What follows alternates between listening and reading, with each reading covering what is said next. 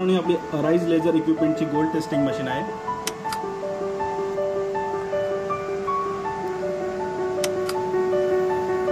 तुम्ही पाहू शकता हा त्याचा सॉफ्टवेअर आहे. एकदम सिंपल आणि स्वीट असा आपला सॉफ्टवेअर आहे. यामध्ये तुमच्याकडे किती एलिमेंट्स आहेत ते तुम्ही इथे ठेवल्यानंतर तुम्हाला त्याच्यामध्ये किती कंटेंट मिक्स आहे ते तुम्हाला रिझल्ट माहीत पडतं. त्याच्यानंतर ही आपली दुसरी मशीन आहे लेझर मार्किंग मशीन. पाहू शकता तुमच्याकडे ज्वेलरी रिलेटेड एखादा सॅम्पल आहे त्यात तुम्हाला होल मार्किंग किंवा त्याच्यावरती डिझाईन वगैरे करायचे आहे तर आपण ही मशीन नॉर्मली यूज करतो. त्यानंतर ही आपली अराइज लेझर इक्विपमेंटची तिसरी मशीन आहे कॅमेरा लेझर मार्किंग मशीन. तुम्ही पाहू शकता अराइज लेझरचा आपला सॉफ्टवेअर आहे. कंपनीचं सिम्बॉल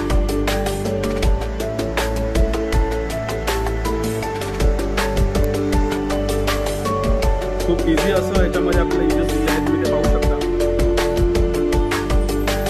कॅमेऱ्याचा यूज कशा प्रकारे इकडे होत आहे.